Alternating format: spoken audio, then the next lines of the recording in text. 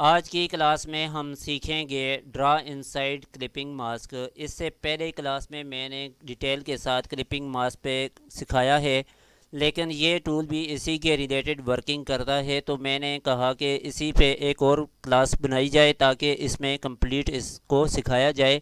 तो मैं आपको यहाँ पे बता देता हूँ कि क्लिपिंग मास्क के अलावा भी हम कैसे टूल पे हम वर्क करके अपना क्लिप मास्क कर सकते हैं, अपनी शेप को डिफरेंट तरीके से डिज़ाइन कर सकते हैं। तो इसके लिए मैं यहाँ पे अगर टेक्स्ट पे यूज़ करना चाहूँ तो टेक्स्ट पे भी यूज़ हो सकता है, और इसके अलावा अगर शेप पे हम यूज़ करना चाहें तो उस पर भी अप्लाई कर सकते हैं।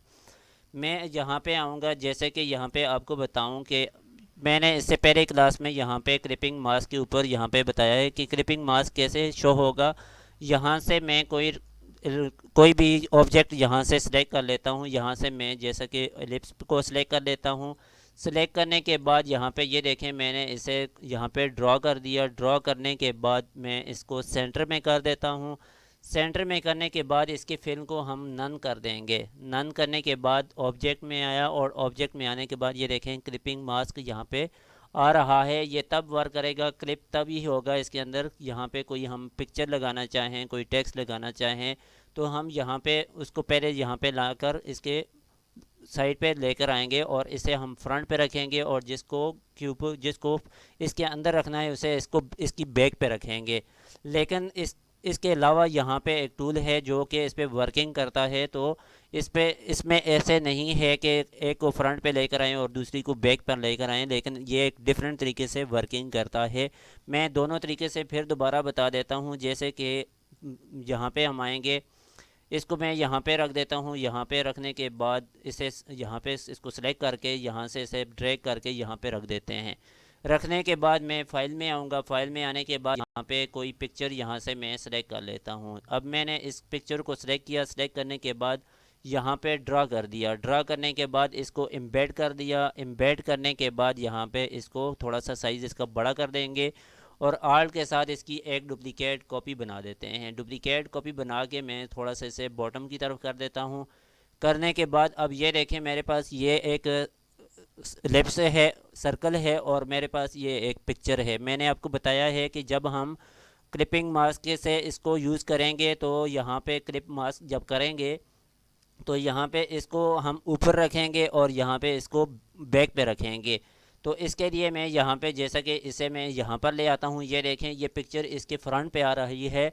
हम इसे बैक पे करेंगे। बैक पे करने के लिए माउस का राइट क्लिक करेंगे। क्लिक करने के बाद यहाँ पे अरेंज पे जाएंगे। अरेंज पे जाने के बाद यहाँ पे करेंगे सेंड टू बैक। जैसे ही मैंने सेंड टू बैक किया, ये देखिए मैंने माउस बाहर क्लिक कर दिया। क्लिक करने के बाद मैं इन दोनों को सिलेक्ट कर लेता हूँ। सिलेक्ट करने के बाद हम यहाँ पे आएंगे ऑब्जेक्ट में। ऑब्जेक्ट में जाने के बाद यहाँ से क्लिप मास्क और मैक पे करेंगे, तो ये पिक्चर इस सर्कल के अंदर आ गई है। एक तरीका तो ये है कि मैंने इसे साइड पे कर दिया है। अब यहाँ पे मैं इसको अप्लाई करूँगा।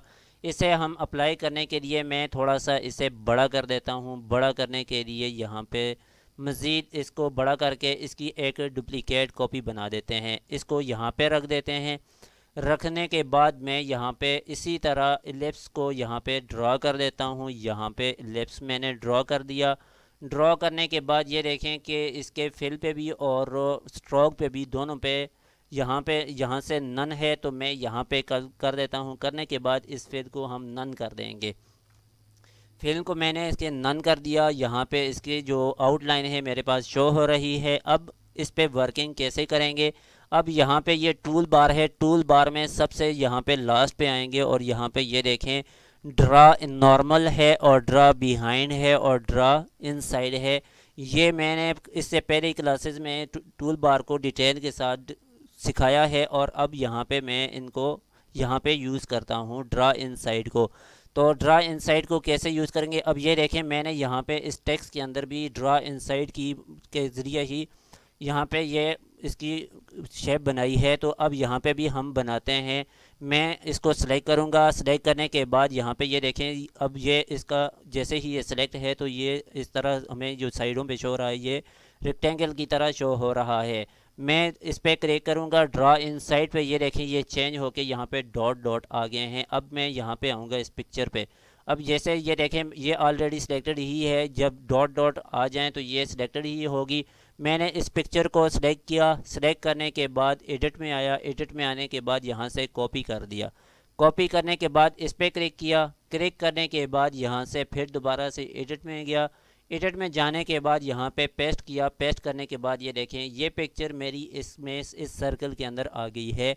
तो इस तरह हम ये क्लिप मास्क कर सकते हैं। ये क्लिप मास्क अगर यहाँ से करना चाहें तो यहाँ से कर सकते हैं, लेकिन बेहतरीन तरीका मैंने इसके अल्टरनेटिव यहाँ पे बता दिया है कि अगर यहाँ से आप अप्लाई करें तो यहाँ से कर सकते हैं। अगर यहाँ से यूज़ करना चाहें तो इस टूल को यहाँ पे इस तरह यूज़ करें तो यहाँ से भी कर सकते हैं।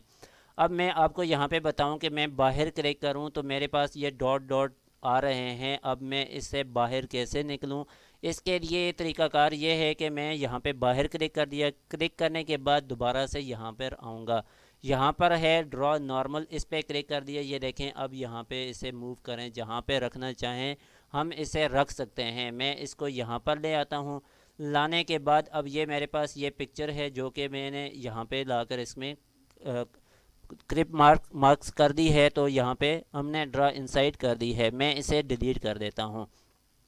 अब मेरे पास इतनी स्पेस नहीं है मैं यहाँ पे रखूँ। अब मैं आपको यहाँ पे सिखा रहा हूँ, तो यहाँ पे इसे मैं बॉटम की तरफ कर देता हूँ, इसको हम साइड पे कर देते हैं, इसे हम इस साइड पे कर देते हैं।